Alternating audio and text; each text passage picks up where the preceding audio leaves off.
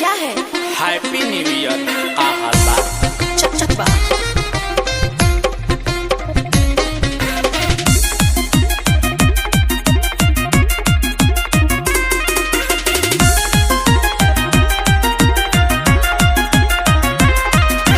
मस्ती में केहू न रोकी, चाहब जवन उहे होखी।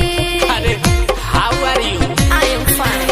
मस्ती में केहू न रोकी, चाहब जवन उहे होखी। आइल बारू झार के देत बानी ढार के, बात जानी टाला गोरिया। क्या? आइल बारू झार के देत बानी ढार के, बात जानी टाला गोरिया। तने ईयर में बियर से नहाला गोरिया। तने ईयर में बियर से नहाला गोरिया। भिगई बा का? तब क्या इरादा है?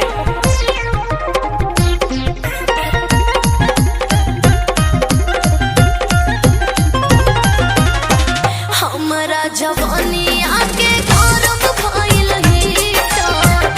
बोला शराब ताहर कैसे बाटले टार। तारा लफेरिए बा कि ताहर हो जाई मिजाज टना तो नए रानी। आज रात भर डीजे रही ओ नए रानी। अच्छा आइल बारू होटल खोलतानी बोतल मुंह से लागल गोरिया। का? आइल बारू होटल खोलतानी बोतल मुंह से लागल गोरिया। कि न्यू ईयर में बियर से नहाला गोरिया। अरे ना। ओ न्यू ईयर में बियर से नहाला गोरिया। ई कवन तरीका ह?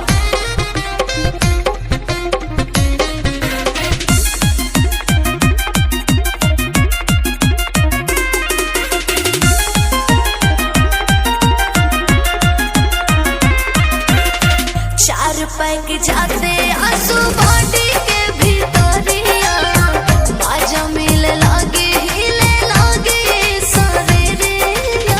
कंट्रोल मजनू कि नीला कमला के रखब जे ख्याल ए रानी। अच्छा। तोहर रोजे रोजे रही नया साल ए रानी। आजुए के नाइट हो जाती के टाइट भगिया जगल गोरिया।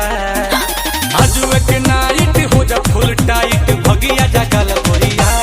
नया ईयर में बियर से नहाला गोरिया। ओ नया ईयर में बियर से नहाला गोरिया। Take beer come here. अरे आराम से गिरबू का। Happy new year.